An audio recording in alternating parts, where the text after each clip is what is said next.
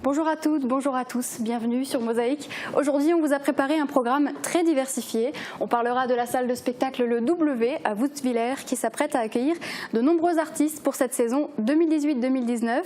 On fait le point dans quelques instants sur la programmation avec vous, Sonia Christinelli Frébeuf. Bonjour.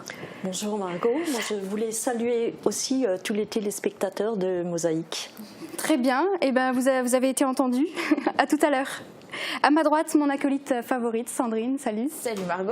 Alors avec toi, comme tous les jeudis, c'est la chronique des sorties. Voilà, évidemment. À tout à l'heure. À tout à l'heure. Allez, on part retrouver Uranie près du lac de Diefenbach. Bonjour Uranie. Salut Margot. L'Endurocarp a débuté depuis hier midi et ça ne fait que commencer. Et oui, 96 heures, c'est le temps que vont passer les 38 équipes de pêcheurs pour cette 28e édition d'Endurocarp qui est organisée par l'association Carpe Passion 57. Le but est très simple, il faut attraper le plus grand nombre de carpes et si possible de taille conséquente. Alors ce sont des carpes sauvages pour la plupart et une fois attrapées, elles ne sont pas tuées, non, elles sont pesées puis relâchées. Alors il faut savoir qu'en une nuit, 17 poissons ont déjà été pêchés et le plus gros c'est une carpe commune de 15 kilos. Alors bien sûr les résultats sont assez aléatoires, ce n'est pas sûr que tout le monde reparte en ayant fait de belles prises, mais c'est pas grave, c'est quand même l'occasion d'être en communion avec la nature. Je te propose de discuter d'ici quelques instants avec un carpiste qui va t'expliquer ses ressentis. Très bien, merci beaucoup Uranie. Voici maintenant quelques titres de l'actualité du secteur.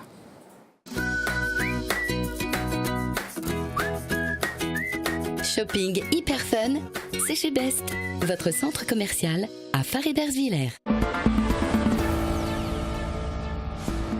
Détournement de 2 anciennes cabines téléphoniques en bibliothèque. De chaque côté du pont, à Großbliedersdorf et Klein-Blittersdorf, il est désormais possible de partager des livres transfrontaliers. Alors ne jetez pas vos vieux livres, déposez-les ici, dans ces cabines téléphoniques. Les livres allemands sont proposés côté français, des livres français côté allemand. Une maison d'assistantes maternelles bientôt opérationnelle à Woodvillers. Julie Mittelberger et Lauriane Renfer prennent déjà vos inscriptions. Une demi-journée portes ouvertes est organisée samedi 22 septembre de 14h à 18h pour faire découvrir les lieux et répondre aux questions des parents intéressés. À ce jour, il reste encore des places libres. Lycée Simon-Lazare, un impressionnant chantier et beaucoup de particularités. Il y a 6 mois démarrait la réhabilitation d'un ancien bâtiment. Objectif, déplacer l'actuelle cantine dans des locaux rénovés. Les toits ont été enlevés, certains murs ont été démolis, il faut mettre les sols à niveau. La grande spécificité reste la cuisine pédagogique. Chambre froide, cantine, salle de réunion, tout est encore à imaginer. Samedi, le direct foot reprend sur Mosaïque avec le match SFC Raon-l'Étape. Le système utilisé pour le direct est enfin réparé. L'équipe des footeux reprend donc du service, que ce soit pour les matchs à domicile ou à l'extérieur. Rendez-vous à 18h sur votre télé, notre page Facebook ou sur www.mosaïque.tv.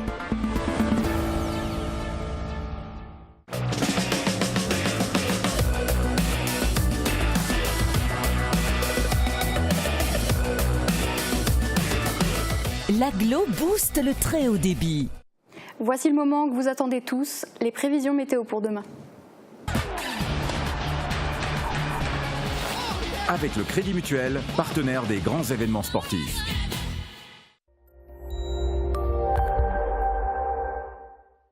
Pour demain, on change d'ambiance. Une perturbation va balayer la Moselle à partir de la fin de matinée. Avant ça, on aura le droit à un peu de soleil en matinée dans un ciel qui se fait de plus en plus menaçant. Les premières pluies gagnent le pays haut avant midi et le vent va se renforcer. Les températures sont très douces au lever du jour avec de 16 à 21 degrés. Les maximales affichent de 20 à 26 degrés. Demain, nous sommes le vendredi 21 septembre et nous fêtons les Mathieu. Le soleil nous accompagnera de 7h17 à 19h31. Ne bougez pas, je vous retrouve dans un instant pour la chronique des sorties.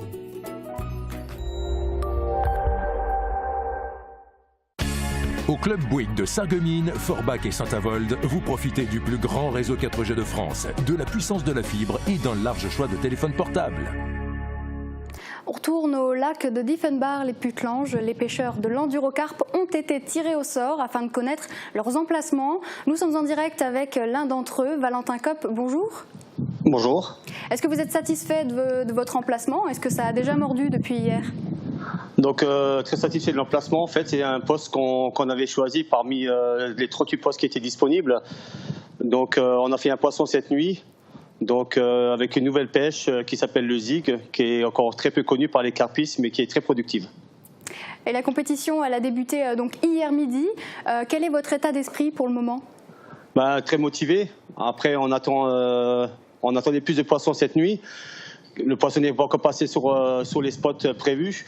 Donc on va en cours de journée essayer de trouver une nouvelle technique et une nouvelle tactique pour justement prendre du poisson pour la prochaine nuit. Vous êtes sur place toute la journée, éventuellement aussi toute la nuit. Ça nécessite une sacrée organisation. Comment vous gérez ça? Donc il faut savoir que chaque poste, chaque équipe est complètement autonome. Donc ça passe du couchage à l'équipement donc pour se nourrir, la boisson, etc. Donc voilà. Et l'objectif à atteindre cette année, c'est quoi? C'est au moins les 3 premières places. Évidemment. Le temps est plutôt arrangeant depuis le début de la compétition. Ce ne sera pas forcément le cas en fin de semaine. Est-ce que ça a un impact sur les résultats de la compétition? Justement, si ça devient orageux d'ici demain, ça peut être encore plus productif. S'il y a plus de vent, c'est encore mieux que quand l'eau est très calme. Mais merci infiniment. En tout cas, on vous souhaite bonne chance et on vous souhaite que tout se passe pour le mieux. Merci beaucoup. Les maisons d'assistantes maternelles sont un type d'accueil qui se développe sur le secteur. Après Ypelin ou Grosse-Bliederstroff, c'est Woustviller qui va en accueillir une. Thomas Drouin s'est rendu en avant-première dans ses locaux afin de rencontrer les assistantes maternelles déjà prêtes à accueillir les enfants.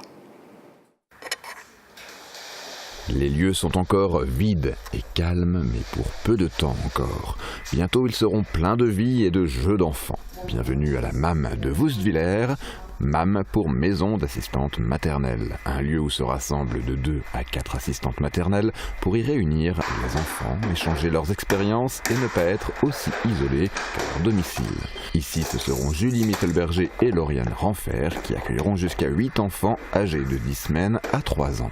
Les parents ne sont pas forcément au courant, ils pensent que c'est plutôt une crèche, donc on explique bien le fonctionnement, le principe qu'on est des assistantes maternelles comme à domicile, mais sauf qu'on est regroupé dans un local adapté aux enfants. Quand on rencontre les parents, on discute du projet d'accueil puisque chaque assistante maternelle doit établir un petit livret d'accueil où elle explique ce qu'elle proposera aux enfants durant la journée, comment se passe la prise des repas, un petit peu sa philosophie sur l'éducation des enfants, voilà. Sans prendre la place des parents, bien sûr. C'est au 68 rue de Nancy à Woustviller qu'elles ont installé leur MAM dans un local neuf qu'elles louent et qu'elles ont équipé pour accueillir les enfants. On y retrouve un sas d'entrée, une salle d'activité, des salles de sommeil, bref, tous les lieux nécessaires à l'accueil de jeunes enfants. Les premières inscriptions ont déjà eu lieu, mais il reste encore des places libres. Une demi-journée porte ouverte sera d'ailleurs organisée le samedi 22 septembre de 14 à 18h pour faire découvrir les lieux et répondre aux questions des parents intéressés par cette possibilité d'accueil de jeunes enfants. Sonia Christinelli-Frébeuf, en tant que maire de la ville, quel est votre avis sur cette initiative? En tant que maire de la commune, moi je peux être que favorable à ce type de projet parce que ce sont des initiatives privées, je tiens à souligner. Ce que peuvent faire les collectivités, c'est mettre des locaux à disposition des MAM, mais en location. On n'a pas le droit non plus de les mettre gratuitement à disposition. Mais c'est vraiment l'initiative des aides maternelles. Alors ça n'enlève en rien que des aides maternelles continuent de travailler chez elles. Ça, ce sont des aides maternelles qui ont choisi de travailler en association. Et puis, hors de chez elles, là, c'est aussi un facteur important. Moi, j'avais quand même plusieurs demandes. J'ai une habitante de Woustviller qui souhaitait aussi créer une MAM. Moi, j'espère qu'elle va arriver à le faire. Nous, on lui avait, à concrétiser son projet. On lui avait proposé des locaux, mais cela ne lui convenait pas. Et puis donc ces deux jeunes femmes sont venues me voir pour me donner l'autorisation. Et comme la commune est assez grande pour avoir même plusieurs MAM, ou alors l'habitante de Vousvillers peut peut-être entrer en contact avec elle et s'associer également, une commune ne peut que être favorable. Voilà, c'est un réel service à la personne, comme les aides maternelles qui travaillent chez elles et qui continuent à travailler chez elles. C'est un choix. Très bonne initiative. On peut que les encourager. Tout à fait. On va continuer avec d'autres travaux maintenant, mais cette fois-ci à Rémelfin, 3 hectares de terrain, c'est la surface rachetée en 2016 par la commune de Rémelfin, située à côté de la mairie. Cette zone devrait accueillir entre autres une salle polyvalente pour y accueillir seniors, associations, projets culturels ou spectacles. Bref, les idées ne manquent pas et pourtant la commune n'a pas eu besoin d'organiser une consultation publique pour les accueillir. Le maire Hubert Bourrin nous explique pourquoi au micro d'Uranie. Alors la consultation, nous la vivons au quotidien depuis de nombreuses années. Moi-même, étant donné que j'étais président de l'interassociation, mon adjoint, qui est président de l'interassociation à l'heure actuelle, donc on connaît tout à fait les besoins des gens qui occupent cette salle. Nous sommes très exigus, nous n'avons pas beaucoup de place pour des créneaux horaires, pour les associations, pour les animations du village. Et notre salle n'est plus vraiment adaptée à l'accessibilité. Elle est également très énergivore, donc nous avons réfléchi à la construction de nouvelles salles pour proposer au moins d'une manière sécurisée, de qualité, un service à nos habitants. Voire une offre culturelle un peu plus développée que nous aimerions mettre en place, mais ceci dans un deuxième temps. Alors c'est un projet qu'on met encore au conditionnel. Où est-ce qu'il en est finalement ? Alors ce projet, l'architecte a été retenu, nous avons les premiers dessins de la salle. Aujourd'hui nous sommes au stade du financement.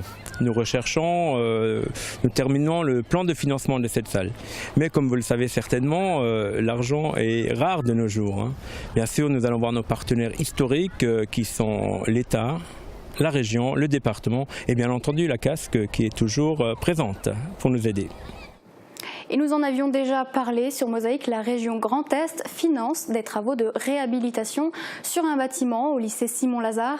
L'objectif, déplacer l'actuelle cantine dans ses locaux rénovés. Le chantier est assez conséquent et demande de s'attarder sur des critères assez spécifiques.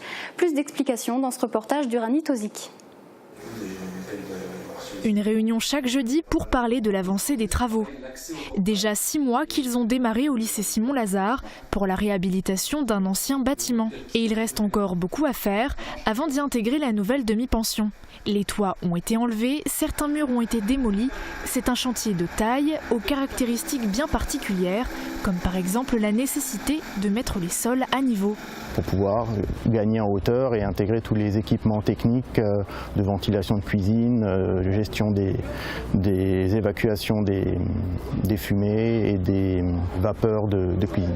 Même schéma dans les combles pour l'aménagement des plateaux techniques. Les prochaines étapes. Il y aura donc la livraison de la charpente, pour poser le corps central pour qu'on soit couvert le plus tôt possible. Et ensuite l'objectif c'est de découvrir le reste des tuiles existantes et de façon à ce qu'on soit couvert avant l'hiver. Chambre froide, cantine, salle de réunion, tout est encore à imaginer dans ces 1800 mètres carrés de surface. Ici, la grande spécificité reste la cuisine pédagogique, d'où l'importance de travailler sur les réseaux enterrés. Ça va être le réseau soudalage qui est très important dans la manière où c'est une cuisine pédagogique, donc du coup il y a beaucoup de réseaux, il y a beaucoup de siphons, il y a beaucoup de caniveaux et forcément ça va être aussi un des gros projets à faire pour les futures semaines. Mais ce qui interpelle l'œil, c'est avant tout la création d'une extension pour y abriter l'ascenseur et les escaliers. Une accroche alliant modernité et respect du bâtiment existant grâce à un revêtement spécial. Qui est une vêture en cortène, donc c'est un matériau qui à la fois est une sorte de métal qui est pré-patiné, qui a l'aspect rouillé et qui permet de s'inscrire dans le site historique avec cette notion industrielle. Malgré quelques retards, les délais de livraison devraient être respectés. Rendez-vous à la rentrée 2019 pour profiter des nouveaux plateaux techniques et d'une cantine plus adaptée. Le futur Non, je ne vais pas vous parler de ce qui nous attend dans l'avenir. Quoique, du 22 au 30 septembre, la SS Tennis organise à Sarreguemines son tournoi Futur. Des tournois internationaux avec classement ATP auquel le public pourra assister gratuitement. À quoi s'attendre pour cette édition 2018 ? Thomas Drouin a assisté à la conférence de presse. Au montage, Marie Luff. Metz a son Moselle Open. La capitale alsacienne, ses internationaux de Strasbourg et Sarreguemines, son tournoi Futur ITF. Du tennis de haut niveau. 32 joueurs issus de différents pays et des athlètes qui représentent l'avenir de la discipline. C'est une chance pour la ville de Sarreguemines pour l'avoir, parce qu'on n'est que 20 tournois futurs en France à exister. Donc du coup, c'est une vraie chance pour la ville comme Sarreguemines. C'est un cahier des charges très très lourd qui nous a été envoyé par la Fédération internationale de tennis et la Fédération française de tennis. Et c'est un tournoi historique du club. On est tournoi futur depuis le début de ces tournois, donc depuis 1995, en alternance avec Forbach depuis quelques années, mais c'est un tournoi quand même qui est depuis très très longtemps sur Sarreguemines, et c'est une chance pour Sarreguemines de l'avoir. Pour les tournois futurs, la Ligue Grand Est est la mieux représentée au niveau national. Et la ligne directrice est toujours la même, rapprocher le tennis des habitants. C'est à chaque fois dans des coins où on pourrait ne pas s'imaginer qu'il y ait ce type d'événement. Et ben c'est bien que des gens, même dans le dur des fois, organisent des événements de ce niveau-là, en trouvant des partenaires et en réussissant à faire venir les meilleurs joueurs, ou en tout cas ceux qui vont devenir peut-être des stars plus tard. Tour d'horizon des 32 joueurs qui seront présents à Sarreguemines pour cette édition 2018. La tête de série 1 sera donc Marek Jalowiecki, qui est 320e joueur mondial, qui était 244e mondial il y a quelques temps. On a une bonne nouvelle, c'est la présence d'Albano Olivetti, donc un des meilleurs joueurs de la Ligue de Grand Est tennis, qui a quand même gagné il y a quelques années contre un top 10 mondial, Mardy Fish. On va suivre bien sûr le parcours d'Hugo Schott. On va espérer qu'il va poursuivre ses bons résultats, parce qu'il a fait une belle prestation sur le tournoi de plaisir.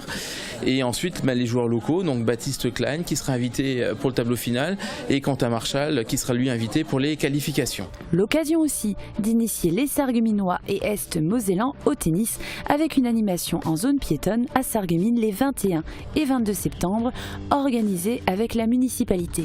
On utilise toujours les grands événements pour rajouter des choses à côté. On va recevoir les clubs du secteur lors d'une réunion des clubs justement qui se déroulera pendant le tournoi futur de Sarreguemines. Ce sera jeudi, où tous les clubs seront invités à venir sur l'événement et à discuter avec nous, la Ligue et le comité départemental, de leurs problématiques et d'échanger avec eux. Il y a aussi les juges de ligne et les arbitres qui viennent de l'ensemble de notre territoire, qui participent aussi à cet événement. On essaye toujours de faire venir nos publics, les jeunes, les présidents de clubs, les arbitres, pour participer à l'événement. Le tournoi ITF Futur de Sarreguemines existe depuis 1995, avec une dotation globale aux joueurs de 15 000 $. On récapitule les qualifications les samedis 22 et dimanche 23 septembre. À partir du lundi 24 et jusqu'au 30 septembre, le tableau final. Le tournoi est à suivre au cours de la Blise. L'entrée est gratuite, alors ne vous privez pas d'un événement de cette envergure. Ne bougez pas, après la pause, on parle de la saison culturelle à Woustviller. À tout de suite.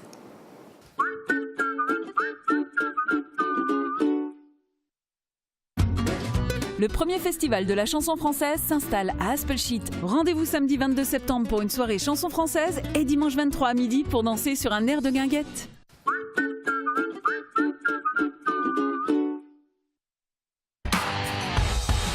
Sixième match de championnat pour le Sarreguemines Football Club. Les faïenciers reçoivent l'US Raon sur la pelouse du Stade de la Blise. Coup d'envoi de la rencontre samedi à 18h et c'est en direct sur Mosaïque.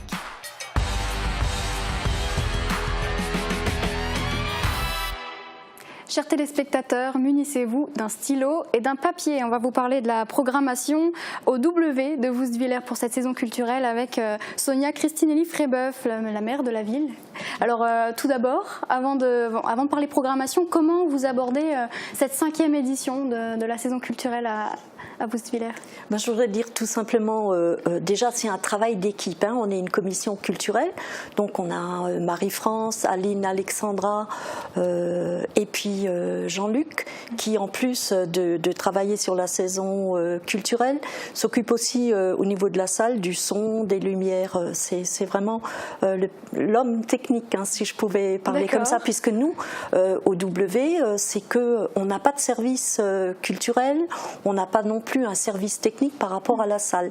Tout est fait par les élus et chacun, voilà, la municipalité, et chacun vient donner son coup de main. Alors pour cette saison culturelle, c'est la 5e. On a acquis un peu d'expérience parce que vous savez, le monde du spectacle, c'est grand. Les artistes finalement sont très nombreux. Après vous avez les artistes qui sont à l'ère du temps. Il y a une mode, c'est comme dans la mode tout simplement vestimentaire. Dans les artistes aussi, il y a une mode. Il y a l'artiste qui est le plus demandé. Et puis nous, on a, si vous voulez, beaucoup de production. Ensuite, ça va très vite, le bouche à oreille. Donc les producteurs ont écho des salles qui existent et puis nous font des propositions. Ils nous envoient des mails, voire ils demandent des rendez-vous avec nous. On les reçoit et après on doit faire notre choix. D'accord, donc vous êtes très demandé.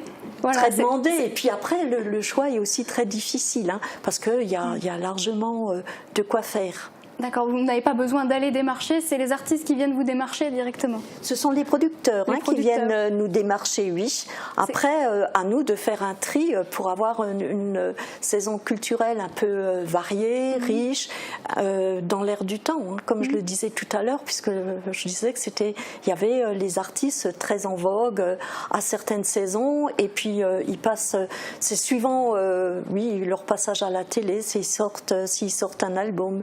Voilà. Alors justement, en parlant d'artistes modernes, on va dire, d'actualité, est-ce qu'on peut en citer quelques-uns en tête d'affiche cette année? Pour nous, on aura Michel Fugain. Bon, il est d'actualité si vous voulez, bien qu'ancien. On a... je vous ai d'ailleurs emmené Hugo Frey, le 25 mai 2019. Voilà, tout à fait. Voilà. On a des humoristes. On va accueillir Sébastien, Olivier de Benoît. D'accord. Sébastien, donc, qui fait un spectacle en one-man show. Oui. On a donné aussi l'occasion à des troupes locales, des amateurs, mais de bon niveau, de se produire, puisque ça c'est un choix de la municipalité d'avoir des artistes connus, connus au niveau national, voire international, mais aussi locaux. D'accord. Donc on les a inclus également dans notre programme. C'est compliqué de faire venir ces personnes-là quand on ne les connaît pas, quand on ne sait pas à qui s'adresser. Combien de temps à l'avance on prévoit tout ça? Alors moi je peux vous dire qu'on a déjà 2 artistes pour la saison prochaine 2019-2020 parce que c'est vrai qu'ils ont des calendriers souvent très courts, ils font des tournées des fois sur quelques mois et puis il faut être dans les premiers pour les avoir. Et puis après vous avez aussi le problème des artistes qui ne font que des très grandes salles, les zéniths. Donc là souvent ce sont des artistes très en vogue, souvent vers la jeunesse, mais malheureusement ils privilégient, je vous dis, les très grandes salles. Votre ressenti par rapport à cette saison, elle va être bonne? Est-ce que les salles seront bondées? Je suppose que c'est l'objectif. Alors l'objectif, bien sûr, c'est toujours de faire salle comble. C'est pas toujours facile, mais jusqu'à présent, je veux dire qu'on peut pas se plaindre. Nous, cette année, pour cette saison culturelle, on a une nouveauté, c'est un abonnement, parce que nous n'avions jamais d'abonnement. Et on a quand même des spectateurs qui viennent très régulièrement, donc on a réfléchi sur un abonnement, ce qui n'est pas facile non plus à monter. Et on a 4 formules d'abonnement en classant des spectacles par couleur, rouge, jaune, blanc. En fonction des prix? En fonction des prix et de la tête d'affiche. Alors notre premier abonnement commence à 84 €. Dans cet abonnement, vous avez un spectacle rouge. Ça, c'est toujours l'artiste, je dirais, phare, entre guillemets. L'artiste de renom. Voilà, l'artiste renom. Et puis donc, on a cette formule 4 abonnements. C'est plus avantageux pour le spectateur, mais peut-être aussi pour vous en termes de budget, ou est-ce que c'est avantageux dans les 2 cas? Non, je dirais plutôt que c'est plus avantageux pour le spectateur, mais c'est aussi le but de l'abonnement. Après, dans cet abonnement, vous avez aussi des petits spectacles qui sont très bons, mais que finalement, on a plus de mal à faire venir les spectateurs, parce que, bon, vous savez comment c'est à l'heure actuelle, chacun a son budget, c'est difficile, on ne peut pas toujours payer plein pot, et on va voir, on a déjà vendu quelques abonnements et on est très heureux. Et les réservations des abonnements sont encore ouverts? On peut réserver. On peut réserver. Et ce qu'on va faire, on va faire aussi une présentation lors des spectacles de tout, si vous voulez, de chaque spectacle qu'il y aura dans la saison culturelle, de manière à donner un petit aperçu aux spectateurs qui nous font le plaisir de venir nous voir. Alors juste avant de terminer, j'aimerais revenir sur le W, cette salle à Woustvillers qui accueille les plus grands depuis quelques années maintenant, avec cette saison culturelle. Comment elle se porte, cette salle? Est-ce que dans l'ensemble, c'est bien parce que la salle est quand même demandée. Donc nous, on a, si vous voulez, la balance entre nos spectacles et des locations de salles. On fait même des locations de cette salle durant la semaine pour des sociétés, pour des collectivités également. Mais bon, elles sont payantes. C'est payant, c'est normal. Il y a des frais pour la gestion de cette salle. Et dans l'ensemble, c'est quand même une salle qui se porte bien. Se porte bien. Oui. On va simplement annoncer peut-être le premier spectacle qui aura lieu ce week-end. Ce sera samedi et c'est Bohemian Dust. Voilà, c'est une tribute de Queen que nous avions déjà eu le plaisir d'accueillir, mais je vous assure que quand vous fermez les yeux, vous avez du mal à vous dire que c'est pas le groupe Queen lui-même. Ils sont vraiment très très bons musicalement. Vous voyez, ce sont que des amateurs et pourtant ils vous transportent dans le monde de Queen sans problème. Je pourrais tout simplement dire aussi qu'il y a, c'est aussi des amateurs, si vous voulez, Locmus qui va nous présenter une comédie musicale, La malédiction de Quasimodo. Mais là aussi, quand vous fermez les yeux, vous avez vraiment l'impression, tellement ils sont bons, d'être dans vraiment le vrai spectacle de Quasimodo. C'est l'objectif. En tout cas, si on veut venir admirer le concert de Bohemian Dust, alors rendez-vous samedi à 20h30 au W à Woustvillers. Oui. Voilà, et si on veut retrouver toute la programmation, peut-être rendez-vous sur le site internet? Sur le site, sur notre Facebook, sur le site du W. Je voulais aussi rajouter qu'on a une nouveauté cette année, on aura une soirée cabaret. Une soirée cabaret, parfait, voilà. Qu'on peut d'ores et déjà réserver. Tout à fait, on peut tout déjà réserver. On peut tout réserver, alors si vous n'êtes pas fan d'Internet, vous pouvez aussi vous rendre en mairie. Sans problème, voilà. On sera un plaisir de les accueillir. Merci beaucoup Sonia Christinelli-Frébeuf d'avoir été notre invitée aujourd'hui. On va poursuivre cette émission avec d'autres idées de sortie pour la fin de semaine. Avec toi Sandrine, et on commence par... Alors, on commence par faire la fête, si ça te dit. Alors, super, moi, je trouve que c'est sympa pour commencer le week-end avec la Société carnavalesque de Sarreguemines qui vous invite à leur Oktoberfest ce samedi dès 19h30 à la salle polyvalente de Wiestvillers. Alors, comme l'an dernier, ce sont les Chalax qui vont s'occuper d'animer la soirée et évidemment, les tenues bavaroises sont les plus que bienvenues. L'entrée est de 10 € en pré-vente au Cora de Sarreguemines, à la boîte à musique ou chez Festividé ou 12 € sur place le soir même. Et place à l'humour maintenant avec une dernière date pour Julien Strelzik. Oui, c'est ça. Alors, il sera de retour sur scène ce samedi à 20h30 au Centre culturel Pierre Messmer de Saint-Avold pour la toute dernière représentation de son spectacle En route vers l'Olympia. Alors, c'est une représentation qui sera filmée et mise en vente sur DVD. Et souvenez-vous, il était également venu sur notre plateau pour nous parler de son livre Les expressions mosellanes illustrées. Eh bien, sachez qu'il sortira bientôt le tome 2 et nous vous tiendrons évidemment informé de la date de sortie. Super, mais on a hâte de se le procurer. Oui. Un autre livre qui parle de notre culture mosellane, c'est sans doute le nouveau livre de Marianne et Roland Haas. Oui, alors on en parlait mercredi dernier sur notre plateau durant notre dossier. Il s'appelle Le carnet de cuisine de grand-mère et il regroupe toutes les recettes de la cuisine bien de chez nous avec des astuces de grand-mère et de très belles photos d'illustration. Alors ce samedi de 14h à 17h30, vous pourrez à la librairie Confluence qui est située en zone piétonne de Sarreguemines, venir le faire dédicacer par ses auteurs et certainement, encore une fois, échanger avec eux de nombreuses autres astuces. Ah, super.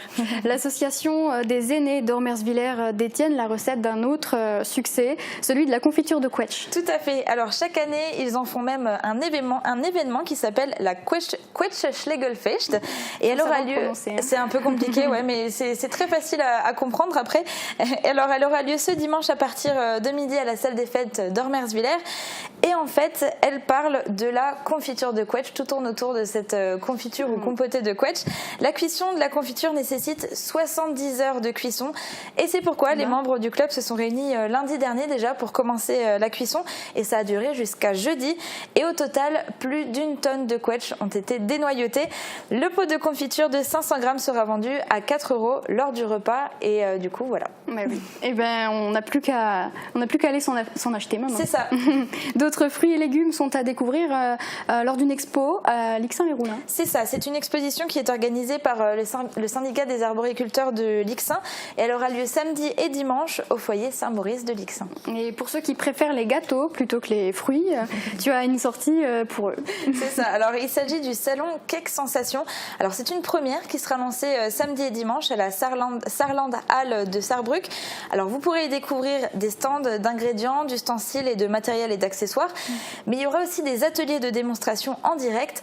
Mais le plus important à retenir, c'est que vous pourrez assister au plus grand concours de cake design de l'Allemagne du Sud-Ouest. C'est pas rien. Alors il y aura une prévente qui est déjà disponible sur le site www.cake-sensation.de au tarif préférentiel de 9 € et l'entrée sur place sera de 10 €. Alors pour rappel les horaires, le samedi le salon sera ouvert de 10h à 19h et le dimanche de 10h à 18h. Et maintenant, pour se remettre de toutes ces émotions, il va falloir faire un petit peu de sport ce week-end. Je pense que c'est une bonne idée, mais t'inquiète pas, j'ai ce qu'il faut. Alors je te propose plusieurs marches populaires. La première aura lieu ce dimanche dès 7h à Willerwald. Il s'agit de la 46e marche populaire des Trendsavath. Un parcours de 10 km et un de 20 vous seront proposés avec une participation de 2 € qui sera demandée par chaque adulte et 50 centimes pour les enfants de moins de 10 ans. La deuxième sera organisée à Wustwiller. Alors, il s'agit de la 35e édition qui est organisée par l'association Les Randonneurs Namasté. Elle aura lieu ce dimanche dès 7h et là 3 parcours vous seront proposés au départ du gymnase Le Prince Ringuet, un de 5 km, un de 10 et un de 20. Super, pour finir, on l'a vu tout à l'heure dans la bande-annonce, Mosaïque assure ce samedi la retransmission en direct du match du SFC. C'est ça, tout à fait. Alors la saison a débuté mi-août, fin août, et il y a déjà eu 5 matchs qui ont été disputés. Et en fait, lors du 3e match, on s'est rendu compte qu'on avait un petit problème de serveur, donc on a été dans l'incapacité de diffuser les 2 dernières captations. Oui, ça arrive, mais ça arrive, c'est des problèmes techniques, ça arrive à tout le monde. On a réussi à résoudre les différents problèmes qu'on a rencontrés et la saison foot peut désormais reprendre de plus belle sur Mosaïque à partir de samedi.